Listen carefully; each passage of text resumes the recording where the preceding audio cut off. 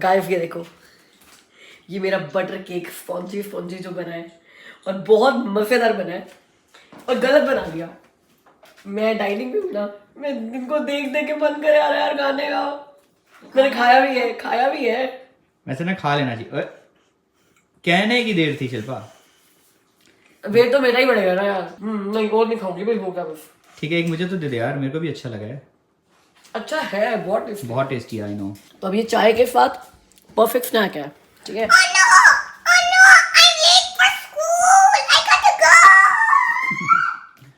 एमा तूने केक खा लिया बेटे? आप ना एक एक लाइन ऐसे लगाओगे ये वाली। गाइस आपको ये एमी की रॉक याद है जो वो नायग्रा से लेकर आई थी? तो आज भाई प्रोजेक्ट ये है कि हम इसको पेंट करने वाले हैं, थोड़ा सा ब्यूटीफुल करने वाले हैं। पता नहीं क्या बनेगा। ये एमी भी फर्स्ट टाइम कर रही है, मैं भी फर्स्ट टाइम कर रही हूँ। बहुत सारे कलर लगाएंगे। हम इसे बहुत सारे कलर लगा देंगे। तो भाई ये जो एमी स्टंट करती होती है ना हमारे वीडियोस में, वो आप लोग अपने रिस्क पे करोगे घर पे। क्योंकि पिछली बार एमी ने जब ना सैलून खोला था ना, सबको तो बड़े मजे आए थे, मगर इस टेबल की जो हालत हुई थी ना, उसके बाद मम्मी ने खुरच खुरच के जैसे ये साफ करी है, तो पूछो ना भाई, एक बंदे को फ्री रहना पड़ता है ये एमी के बाद का मेस क्लियर करने के लिए। तो अभी आइडिया इज एमी, हम इसको 1 मिनट आराम से बाबू, हम इसको पहले एक बेस कोट देंगे और उसके बाद हम उसको पोल्का डॉट्स बनाएंगे उसके ऊपर, ठीक है। तो एक बेस कोट आपको क्या लगता है हम कौन से कलर से दें इसको? ये पिंक। अब इसको सुंदर सुंदर हम कलर करेंगे। Can we do lots of colors and lots of colors? How?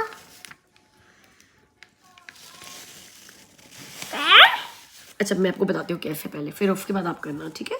सुंदर सुंदर बाबू, क्योंकि ना फिर अगर हम सुंदर सुंदर नहीं करेंगे ना तो वो अच्छा नहीं दिखेगा। तो हम इसको ऐसे लाइन से पेंट करेंगे, जैसे हम वॉल पेंट करते होते हैं ना, तो ऐसे पेंट करेंगे हम। एमी ने तो बहुत वॉल्स पेंट करी हैं, जैसे हम वॉल पेंट करते हैं। मतलब देखी तो है उसने, और उसकी माँ ने भी बहुत वॉल्स पेंट करी हैं। मतलब देखी तो है उसने। जैसे मैं करती हूँ करने दो। जैसे मैं करती हूँ करने दो।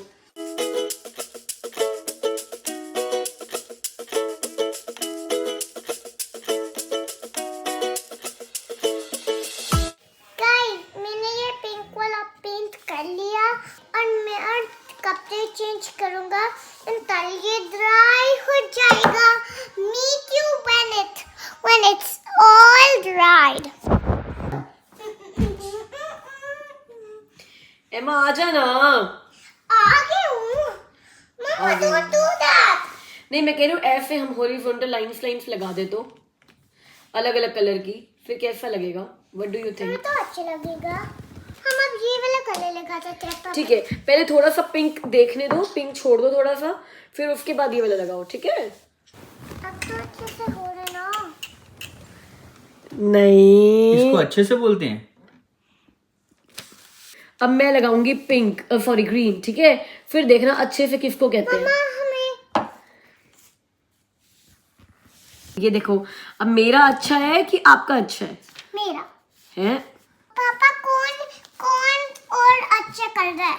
एमी अच्छा कर रही है। ऐसे ही यूं ही कुछ भी नहीं, एमी अच्छा कर रही है, मम्मा को करने दे रही है ना, ये काम अच्छा कर रही है। नहीं, मेरा पेंटिंग भी अच्छा है। अच्छा तो ये भी पेंट हो जाएगी तो इसका करेगा क्या? दो इस रॉक का करेगा क्या ये बताओ। मैं इसको अपने स्कूल में शेयर करूंगा स्कूल में शेयर करेगा कि मैं डेकोरेशन के लिए भी यूज कर। तो एक्चुअली बच्चों को समर में प्रोजेक्ट मिलता है कि आपने कुछ भी घर पे आर्ट एंड क्राफ्ट का कुछ किया है, अच्छा सा कोई मास्टरपीस लेकर आओ। तो ये हमें का मास्टरपीस होने वाला है। ये जूनियर किंडरगार्टन के बच्चे हैं यार, इनसे और क्या एक्सपेक्ट करोगे। इतना ही बहुत है कि इस बच्ची ने नायग्रा में जाकर स्पॉट करी है ये रॉक कि भाई मैंने एक रॉक पेंटिंग करनी है और अपने स्कूल में शेयर करनी है, और इतनी बड़ी रॉक उसने स्पॉट करी है और उसके बाद वो इस तरीके से कुछ भी करके पेंट कर रही है। ये स्कूल में दिखाएगी। तो आई एम क्यूरियस कि बाकी बच्चे क्या लेकर आएंगे। बट मेरे को लगता है कि हाँ, जूनियर किंडरगार्टन के बच्चों का प्रोजेक्ट ना जितना मेसी हो। What if they do a competition of who win and they pick me? Because I did a very good rock. ये किसने कहा कि तूने अच्छा किया है? ये अच्छा है। अच्छा है। मेरे को तो नहीं लग रहा कि ये बहुत ही अच्छा है। कह रही है what if they do the competition and they pick me as the winner. What if they do it? बेटा विनर तो ना वही बनते हैं जो पापा मम्मी की हेल्प लेकर ना सारा प्रोजेक्ट पापा मम्मी से करवा कर आते हैं। मेरे को चाहे पापा मम्मा से नहीं कराना। Who are the people who do it on their own? They are the people who are even more good. फिर आप विनर नहीं होगे, लेकिन आप टीचर को ये बोल सकते हो कि टीचर ये प्रोजेक्ट मैंने किया है। Even if you are not a winner, if you complete it on your own, you are good.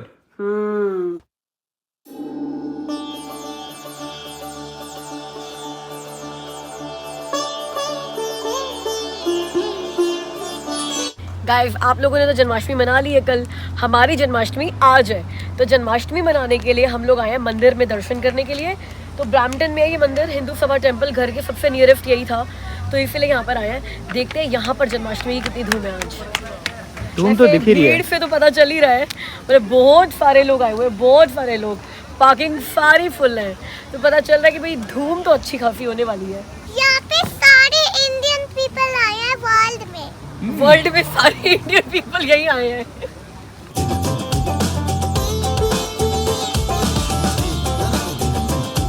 सारा वर्ल्ड कब आया था? ये कह रही है सारा वर्ल्ड कब आया था, अर्थ कब आई थी, बताओ। है इस सवाल का जवाब किसी के पास? वो देखो,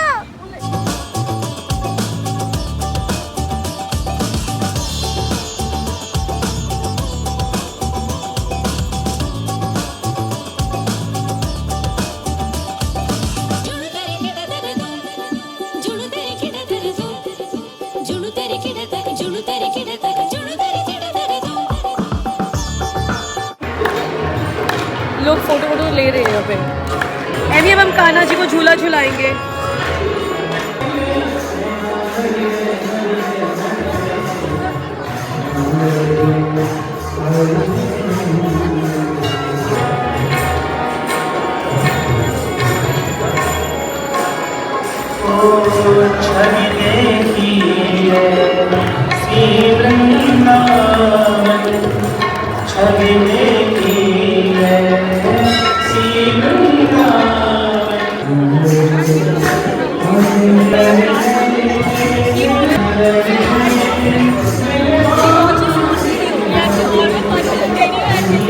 You know Amy? What's her name? You know? Yes. Happy Janmashtami. Thank you. Nice meeting you again.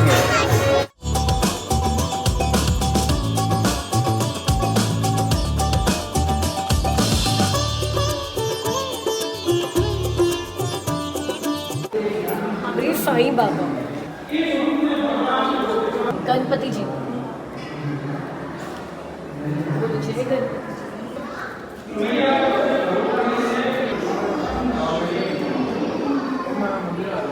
Yeah, you can ring. So guys, हमारा तो जन्माष्टमी का सेलिब्रेशन बहुत अच्छा रहा। एमी को मंदिर दिखाया। मेनली बात तो ये है कि ना, अभी तक हमने एमी को प्रॉपरली अच्छे से कोई मंदिर दिखाया नहीं था। जब वो समझने लायक हुई थी तो कोविड आ गया था, 2 साल सब कुछ बहुत बंद रहा था। मेरे ख्याल से अच्छी तरीके से उसको इंट्रोड्यूस करके कि भाई ये मंदिर में होता है, ऐसे करते हैं and all of that, and she took great interest in that. मतलब वो जो हम शिवलिंग पे जल चढ़ाते हैं ना, तो हम एक बार जल चढ़ा कर आए तो उसको इतना अच्छा लगा, वो 3 बार गई है जल चढ़ाने के लिए और लर्न करने की कोशिश करी है। अच्छा, गणेश जी के पापा मम्मी शिव जी और पार्वती जी हैं, और साईं बाबा का 1 फुट कहाँ गया, क्योंकि साईं बाबा की मूर्ति ऐसी थी ना, तो उसको उनका 1 ही फुट दिख रहा था, दूसरा दिख ही रहा था। वो टेंशन में आ गई कि एक कहाँ गया। हम कितने भी एडवांस्ड हो जाए, लेकिन ना हमारे जो रूट्स है, रिलीजन कोई भी हो, मगर जिस कल्चर के साथ हम पले बड़े हैं, जो हमारे रूट्स हैं, उनसे हमारा फ़र्ज़ है बच्चे को रूबरू कराना, बच्चे को इंट्रोड्यूस कराना। उसके बाद बच्चे फॉलो करें या ना करें, it's entirely there wish. They want to come to the temple, they don't want to come to the temple, they want to do Puja, they don't want to do Puja, they want to be religious, thief अथीफ, it's there wish. हमारा काम ये है कि हम उनको introduce कराएं, this is our culture, this is our God, this is our heritage. उसके बाद उनके ऊपर छोड़ देते हैं कि उनको क्या करना है लाइफ में। तो आई गेस ये छोटी छोटी चीज़ें करके ना, we are doing our part as parents. Hey guys, सबसे पहले तो मुझे आपको बहुत सारा थैंक यू बोलना है उन सारे बर्थडे विशेस के लिए जो आपने मुझे मेरे फर्जी बर्थडे पे दिए हैं। फर्जी बर्थडे था ये, रियल बर्थडे नहीं था, okay, but thank you so much.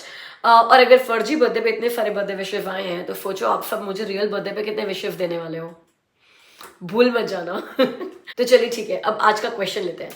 और वो क्वेश्चन है कि न्यू इमिग्रेंट्स को कनाडा में आकर अगर बिजनेस करना है और अगर जॉब नहीं करनी है तो कौन से बिजनेसेस उनके लिए अच्छे रहेंगे, क्या बिजनेस अपॉर्चुनिटीज हैं मार्केट में, मतलब कौन कौन सी इंडस्ट्रीज अच्छी है बिजनेस स्टार्ट करने के लिए। जितना मेरी नॉलेज है, जितना मैंने एक्सपीरियंस किया है कनाडा को और जितना देखा है लोगों को बिजनेसेस रन करते हुए, उसके बेस पे आई विल ट्राई कि मुझे क्या लगता है कौन कौन सी अच्छी अपॉर्चुनिटीज है बिजनेस की न्यू इमिग्रेंट्स के लिए।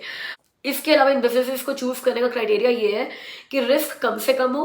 वैसे तो यार कोई भी बिजनेस बिना रिस्क के होता नहीं है और हर बिजनेस हर किसी के लिए नहीं होता। You definitely have to have some background of that business, some knowledge of that business, तभी वो बिजनेस अच्छे चलते हैं। जिस बिजनेस में तुम्हारी नॉलेज नहीं है वो बिजनेस तुम कैसे रन कर सकते हो, मतलब तुम अपनी कैपिटल लगा रहे हो और बिजनेस में इन्वेस्टमेंट भी है, मतलब इन्वेस्टमेंट है, सैलरीज नहीं है, मतलब जो प्रॉफिट है वो आ भी सकता है और उसको आने में 6 महीने साल भी लग सकते हैं और मेहनत पूरी है। शुरू में बिजनेस तो बहुत ज्यादा मेहनत मांगता है, तो मुझे इसीलिए बिजनेसेस नए इमिग्रेंट्स के लिए थोड़ा सा मैं बच रही थी इस क्वेश्चन को आंसर करने में, बट इट्स ओके। चलिए बात करते हैं।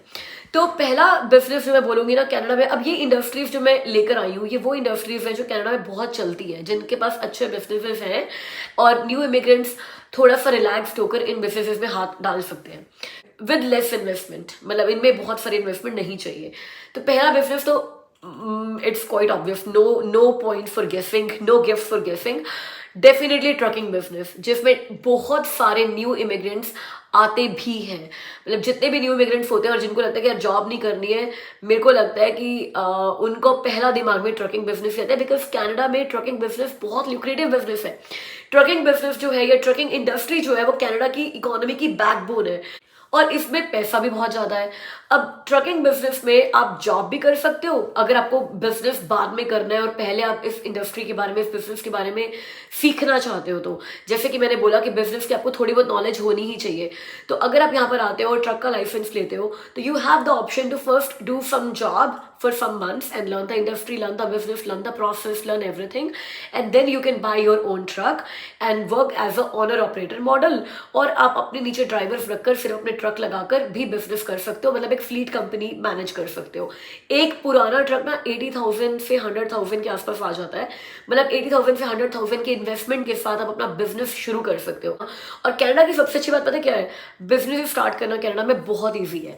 $500 से आप अपनी कंपनी रजिस्टर करा सकते हो, जिसमें अकाउंटेंट की fees, name registration fees and all of that आ गई और $500 में आपके नाम पर एक कंपनी रजिस्टर हो जाएगी और करो बिजनेस। दूसरे बिजनेस की बात करते हैं। दूसरा बिजनेस मैं कहूंगी क्लीनिंग सर्विसेज का business. I am really impressed with the cleaning companies, जिस तरीके से वो ऑपरेट करती है, कितनी बेयर मिनिमम इन्वेस्टमेंट में इस बिजनेस पे जितना प्रॉफिट है। और कोविड में तो इनका काम और ज्यादा बढ़ गया है। क्लीनिंग कंपनी ना आप $3,000 to $5,000 के अंदर भी स्टार्ट कर सकते हो। $500 का रजिस्ट्रेशन और बाकी आपको जो इक्विपमेंट्स वगैरह खरीदने होते हैं, वैक्यूम खरीदना होता है, क्लीनिंग मटेरियल जो सब कुछ खरीदना होता है। मेन चीज रहती है इसमें मार्केटिंग की, that you have to do extensive marketing for your cleaning company and get the contracts. अब इसमें कमर्शियल कॉन्ट्रैक्ट्स भी मिलते हैं जिसमें आपको किसी ऑफिस में जाकर वीकली क्लीनिंग करनी होती है या फिर बाय वीकली क्लीनिंग करनी होती है या फिर वीक में 2 बार क्लीनिंग करनी होती है। और आपको घर के कॉन्ट्रैक्ट्स पे मिलते हैं, मतलब डोमेस्टिक कॉन्ट्रैक्ट्स पे मिलते हैं। अब घरों के कॉन्ट्रैक्ट भी ऐसे रहते हैं कि आपने एक घर बांध दिया कि हर हफ्ते हमारे बंदे आएंगे क्लीनिंग करने के लिए और $200 पर विजिट या फिर $300 पर विजिट का हो गया, डिपेंडिंग अपॉन कितना बड़ा घर है। अब यहाँ पर क्लीनिंग सर्विसेज का ना स्कोप बताती हूँ। यहाँ पे जब भी घर सेल होता है, कोई घर बिकता है, स्टेजिंग वगैरह होती है, लोग प्रोफेशनल क्लीनर्स हायर करते हैं। क्लीनिंग बिजनेस में आपको बहुत ज्यादा एम्प्लॉयज भी नहीं चाहिए, आप एक बार में सिर्फ 2 या 3 एम्प्लॉयज के साथ भी स्टार्ट कर सकते हो अगर आपके पास 5-6 कॉन्ट्रैक्ट्स आपके पास ऑलरेडी हो चुके हैं। And trust me, there are people जिन्होंने अपनी क्लीनिंग कंपनी सिर्फ अकेले खुद अपने आप को ही एम्प्लॉय रखकर शुरू करी थी and now they have 10 employees, 15 employees. और मैं साउथ एशियंस की बात कर रही हूँ। More contracts you have and the more employees you have, आप इस बिजनेस में भी बहुत अच्छा कमा सकते हो। And there are people who are earning really good in this business. अब तीसरे बिजनेस की मैं बात करती हूँ, हैंडीमैन बिजनेस। ये बिजनेस भी कनाडा में बहुत ही अच्छा बिजनेस है, बहुत हाई इन डिमांड है। अगर आप सिर्फ लॉन भी मूव कर लेते हो ना किसी का, $30 से $35 आप वहां पे कमा लेते हो 1 घंटे के अंदर। तो ये वो चीज है जो आप अपने हाथों से कर सकते हो। अगर आप इंडिया से या फिर पाकिस्तान से, जिन भी कंट्री से आप आ रहे हो, वहां से कुछ थोड़ी सी स्किल्स सीख कर आ जाओ ना, जैसे कि प्लम्बिंग की, इलेक्ट्रीशियन या फिर मतलब कारपेंट्री का काम, मतलब कुछ हाथ का काम सीख कर आ जाओ, तो ट्रस्ट मी यहाँ पर आप पैसा बड़े आराम से और बहुत अच्छा कमा सकते हो। ये लोग ना पर डे के हिसाब से लेते हैं और पर डे के हिसाब से they easily earn $300 to $500 a day. मतलब अगर आप किसी को घर पेंट करने के लिए बुलाते हो ना, जैसे हमने अपने घर पेंट करने के लिए किसी को बुलाया था जब हमने ये घर स्टेज किया था, तो हमने पर डे 2 लोगों को $600 पे किए थे। तो आपके हाथ में अगर हुनर है तो आप 2-3 लोग मिलकर, मान लो आप प्लम्बर हो, आपने इलेक्ट्रीशियन को अपने साथ और मिला लिया और अपने हैंडीमैन कोई जो मतलब सारे काम ही कर देता है, कारपेंट्री एंड ऑल, उसको अपने साथ और मिला लिया, आपकी एक टीम हो गई। आप बिलीव नहीं कर सकते कि आपकी टीम कितनी स्ट्रांग हो सकती है और आपके पास काम की कमी तो हो ही नहीं सकती। फेसबुक मार्केट प्लेस पे डालकर देख लो कि आई एम अ प्लम्बर और available for some small jobs, कितने कॉल्स आपको दिन में आएंगे। और ये तो मैंने आपको बोला, ये कनाडा में कोई काम छोटा या बड़ा नहीं होता, आप पैसे कमा रहे हो, आप सबसे बड़े हो। इसके अलावा जो अगला बिजनेस मैं सजेस्ट कर सकती हूँ वो सैलून सर्विसेज। सैलून सर्विसेज भी यहाँ पर बहुत चलती हैं और यहाँ पे सर्विसेज ये महंगी है। जैसे कि एक आईब्रोज भी अगर आप कराने गए हो, मैंने आपको बताया कि $7 से $10 में एक आईब्रोज होती हैं। और अगर आप वैक्सिंग वगैरह कराते हो तो वैक्सिंग अराउंड $30 से $50 के आसपास का चार्ज लगता है वैक्सिंग का। और हेयर कट वगैरह हो गए तो $20 से हेयर कट स्टार्ट होता है। तो ये सारी चीजें एक्सपेंसिव है और 90,000 से 100,000 के बीच में आपको एक रनिंग सैलून मिल जाएगा। अब अगर आपके पास एक रनिंग सैलून हो गया और आपके पास 2-3 अच्छे स्टाफ मेंबर्स हैं और आपको इस बिजनेस की थोड़ी सी भी नॉलेज है, आपके ऊपर है how you are marketing your salon. Dubai में ना पैकेजेस मिलते थे सैलून में कि यार eyebrows, facial, hair cut, waxing and all 200 dirhams, 100 dirhams and ऐसे कि मतलब पैकेज ले लो पूरा। They were encouraging people to buy multiple services और एक कॉम्बो बना देते थे। ये कनाडा में नहीं है, कनाडा में पर सर्विस ही आप पे करते हो। तो इस तरीके के आपके पास बड़ी सारी मार्केटिंग आइडियाज हो सकते हैं जिसमें आप अपने सैलून सर्विस को, why your salon is different than other people in the market, और आप उस तरीके से अट्रैक्ट कर सकते हो कस्टमर्स को। मुझे ऐसा लगता है कि जब आप बल्क में काम करते हो ना और प्राइस थोड़ा कम कर लेते हो, आप हमेशा फायदे में रहते हो। तो अगर कोई और मार्केट में $30 में वैक्सिंग दे रहा है और आप बोल रहे हो कि यार full hands waxing and full legs waxing $50 में करा लो, आपके पास भीड़ नहीं टूटेगी। ये मेरा ऑब्जर्वेशन है कैनेडियन मार्केट का। तो इस तरीके की छोटी छोटी टैक्टिक्स लगाकर ये तभी आप कर पाओगे जब आपको इस बिजनेस की थोड़ी नॉलेज है। तो इसीलिए मैं कह रही हूँ और क्यों इस बारे में बता रही हूँ कि जो लोग न्यू इमिग्रेंट्स कनाडा में आगे आने वाले टाइम में लैंड होने वाले हैं, अगर उनको मेरी वीडियो से थोड़ी सा आइडिया मिल जाए कि यार ये बिजनेस मेरे लिए अच्छा हो सकता है। और इसके लिए मैं अभी जब मैं PR नहीं हुआ हूँ या फिर PR मेरा आने वाला है या लैंड होने में टाइम है, इसके लिए प्रिपेयर करना शुरू कर दो। और आप प्रिपेयर करके यहाँ पर फुली प्रिपेयर्ड होकर सारे आइडियाज लेकर यहाँ पर आओगे and you will be well equipped to run a business. I will be happy. मतलब ये लो इन्वेस्टमेंट बिजनेसेस हैं कि इन्वेस्टमेंट आपकी कम लग रही है और प्रॉफिट आप इसमें अच्छा कमा सकते हो, रिस्क इसमें काफी कम है। अब इसके अलावा बात करते हैं पांचवा और मेरा फेवरेट, वो है फूड सर्विसेज। फूड सर्विसेज भी अब 2 तरह की होती है। मतलब कनाडा में क्योंकि स्टूडेंट्स बहुत सारे हैं, अब हर स्टूडेंट ऐसा नहीं है जो खुद घर पे खाना बनाता है, तो टिफिन सर्विसेज यहाँ पर बहुत चलती हैं। जो रेस्टोरेंट्स यहाँ पर बहुत चलते हैं जो कि मील्स का प्लान देते हैं, ऑप्शन देते हैं। तो रेस्टोरेंट बिजनेस, फूड बिजनेस यहाँ पर अच्छा बिजनेस है। और रेस्टोरेंट बिजनेस भी 2 तरह का हो सकता है फूड बिजनेस। एक तो आप अपना खुद का ब्रांड सेटअप करो, अब इसमें इन्वेस्टमेंट थोड़ी ज्यादा है। मतलब रेस्टोरेंट बिजनेस या फिर कोई भी फूड चेन वगैरह आप $300,000 से $500,000 के बीच में ही स्टार्ट कर सकते हो। अब अगर आप अपना खुद का ब्रांड शुरू करो, अपना रेस्टोरेंट शुरू करो, तो definitely you should have a great knowledge about this business कि आप पुराने टाइम से ये बिजनेस कर रहे हो और आपको इसके बारे में सारी नॉलेज और आप रन कर सकते हो एक रेस्टोरेंट। अगर इसके बारे में नॉलेज नहीं है लेकिन आपको ये बिजनेस लुक्रेटिव लगता है, तो दूसरा ऑप्शन है फ्रेंचाइज में चले जाना। फ्रेंचाइजी बिजनेस में आप उनको फ्रेंचाइजी फीस पे करते हो और वो आपके लिए पूरा रेस्टोरेंट आपको या फिर जो भी आपने ईट आउट जॉइंट वगैरह लिया वो आपको सेटअप करके देते हैं।